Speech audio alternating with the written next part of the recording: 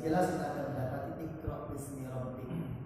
Kata Iqra itu adalah kata kerja, kata fi'il amar, perintah. Tetapi perintah membacanya ini tidak disebutkan objeknya apa. Suruh baca apa itu tidak disebutkan. Iqra, bacalah. Jadi di ayat pertama tentang perintah membaca ini tidak disebutkan secara khusus bacaan apa yang dimaksud. Walaupun nanti kalau kita buka tafsir kita akan dapati yang dimaksud Iqra di situ adalah Iqra'il Quran, bacalah Al-Quran. Tapi kan masalahnya ini baru yang pertama, baru wahyu pertama. Qurannya belum lengkap, Qurannya belum sempurna. Nah, maka kita kembali ke kalimat ini. Kata perintah ini bacalah, tapi tidak disebutkan dengan jelas bacaan apa yang disuruh oleh ayat ini. Maka kita nanti akan mendapatkan bahwa bacaan yang Allah inginkan tidak dibatasi dengan bacaan tertentu. Maka bacalah apa saja, bacalah apa saja. Selama bacaan itu, nah ini yang diinginkan dari bacaan yang dimaksud. Bacalah, jadi bacaannya tidak ditentukan sehingga bacaan yang diinginkan adalah umum. Tetapi yang ditentukan adalah bagaimana cara kita membacanya. Saya ulang lagi, maf'ulnya atau objek bacaannya tidak disebutkan secara khusus. Artinya bacaan apa saja silakan dibaca, silakan dibaca. Tetapi yang disebutkan di ayat ini adalah bagaimana cara membaca yang diinginkan oleh Allah. Itu yang perlu kita pahami. Cara membaca yang diinginkan oleh Allah Subhanahu wa ta'ala. Cara membaca yang diinginkan adalah bacaan bismi rabbik, bacaan yang disertai dengan nama Allah, itu yang diinginkan. Jadi sekali lagi, silahkan baca apa saja, buku apa saja, kitab apa saja, bacaan yang tertulis maupun yang tidak tertulis. Apa yang kita lihat juga menjadi bacaan kita, apa yang kita dengar juga menjadi bacaan kita. Jadi bacaan yang diinginkan di sini bukan cuma yang tertulis, tapi semua yang bisa yang kita lihat, yang kita dengar itu bisa menjadi bacaan untuk kita. Jadi tidak dibatasi. Tetapi tentu ada bacaan yang terbaik. Bacaan yang terbaik itu adalah Al-Quran. Jadi semua bacaan yang ada, bacaan yang terbaik itu adalah Al-Quran. Tapi sekali lagi di sini tidak dibatasi dengan Al-Quran saja. Tapi yang diinginkan adalah bagaimana cara membaca yang benar, yaitu bismi rabbik, dengan menyertakan Allah.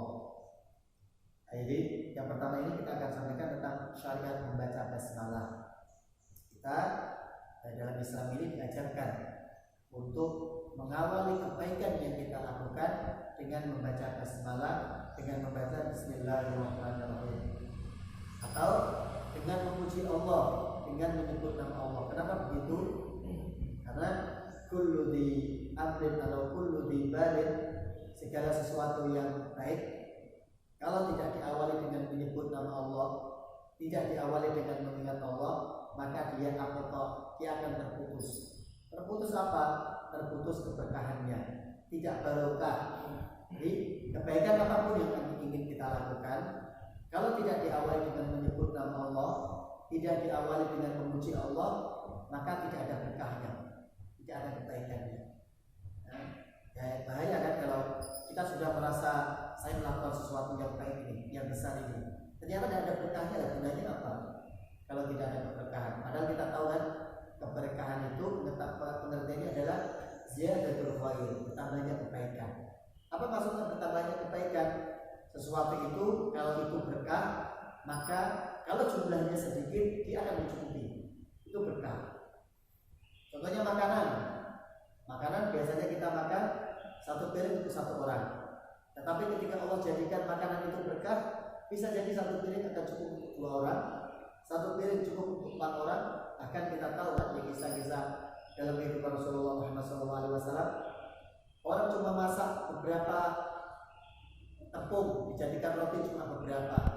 Kemudian anak kambing disembelih yang dagingnya tidak seberapa itu, begitu dimasak kemudian dibacakan basmalah, Nabi yang mengeluarkan makanan itu dari tempat dimasaknya, seluruh orang yang ada di Honda berjumlah sekitar 1000-an orang itu cukup makan dari makanan yang cuma seberapa itu. Karena tuan rumahnya kan kita tahu kisahnya.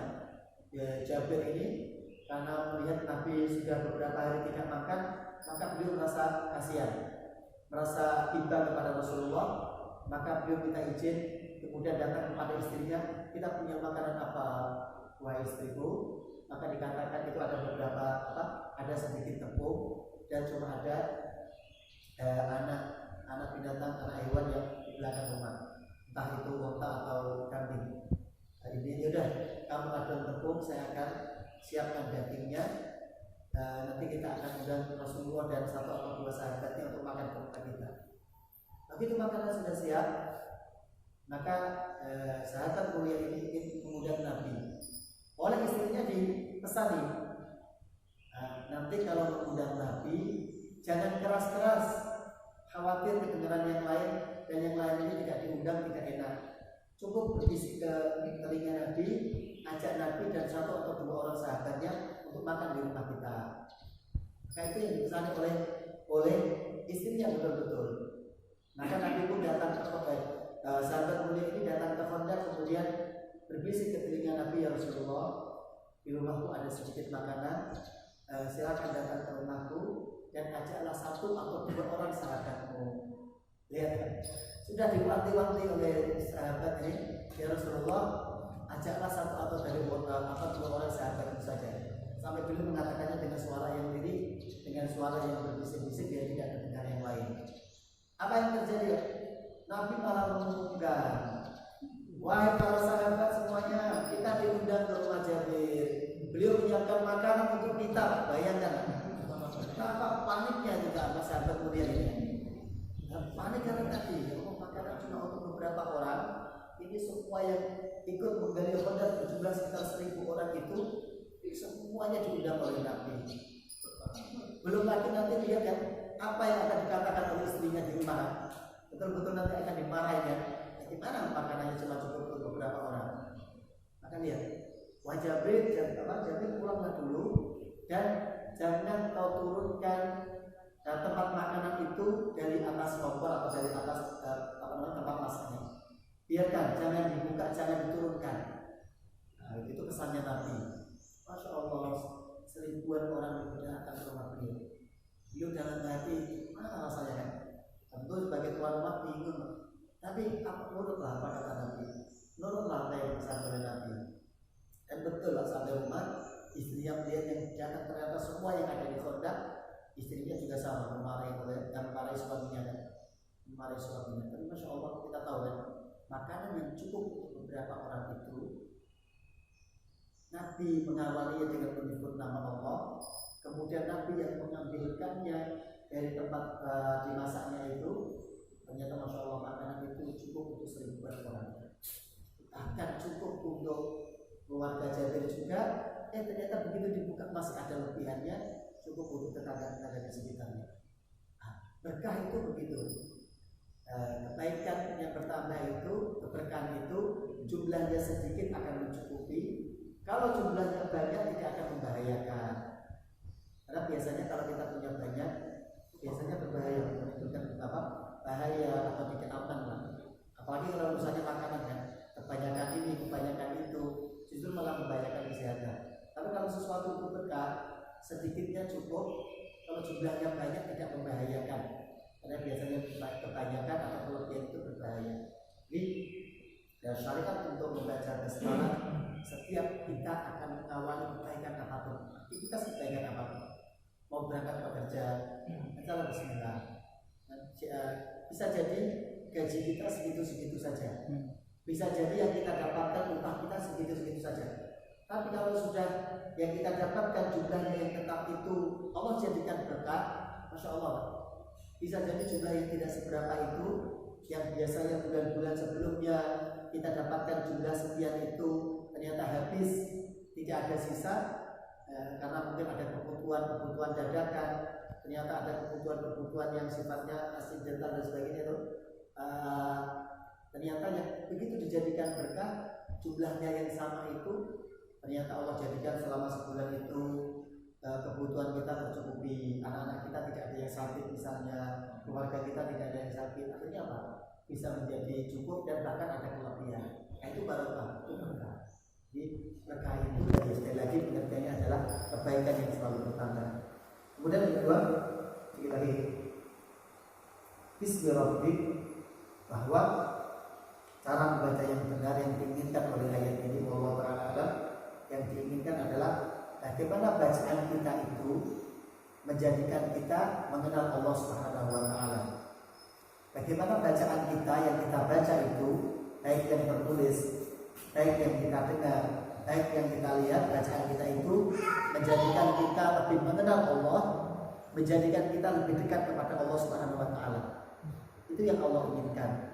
Bismillahirrahmanirrahim ini kita maknai dengan bacaan kita akan mengenalkan kita kepada Allah Subhanahu wa Ta'ala. Jadi ada yang menarik gak di kalimat Bismillah? Bismillah itu di Al-Quran nanti tulisannya berbeda. Ada yang menggunakan alif, ada yang tidak. Contohnya Bismillahirrahmanirrahim itu tidak menggunakan alif, tapi Bismillahirrahmanirrahim di sini menggunakan alif. Ya, di sini kita tahu kalau lihat tulisan di mushaf Bismillahirrahmanirrahim ada alifnya atau tidak setelah kan tidak ada. Nah, kenapa begitu? Mereka kita bahas di pertemuan berikutnya. Sampai jumlah hurufnya juga sama, Masya Allah. Bismi yang tidak pakai alif jumlah hurufnya berapa tadi? Bismi yang pakai alif jumlah hurufnya berapa? 4 ya. Ba, alif, sin, mim, 4 huruf. Sedangkan bismi yang tidak pakai alif jumlah hurufnya 3. Itu sampai di Al-Quran nanti sesuai. Jadi bismi yang menggunakan alif yang terdiri dari 4 huruf itu disebutkan sebanyak 4 kali di Al-Quran. Sedangkan bismi yang tidak pakai alif, berarti jumlahnya 3 huruf, disebutkan di Al-Quran sebanyak 3 kali. Kok bisa begitu? Nah, jadi di Al-Quran tidak ada yang kebetulan. Insyaallah kita akan bahas di pertemuan berikutnya. Wallahu ta'ala alam, semoga bermanfaat. Kita akan tutup bersama-sama di bahasa Hamdalah dan doa kafaratul majelis. Alhamdulillahirabbil alamin. Subhanallah wa bihamdihi, asyhadu an la ilaha illa anta, astaghfiruka wa atubu ilaik.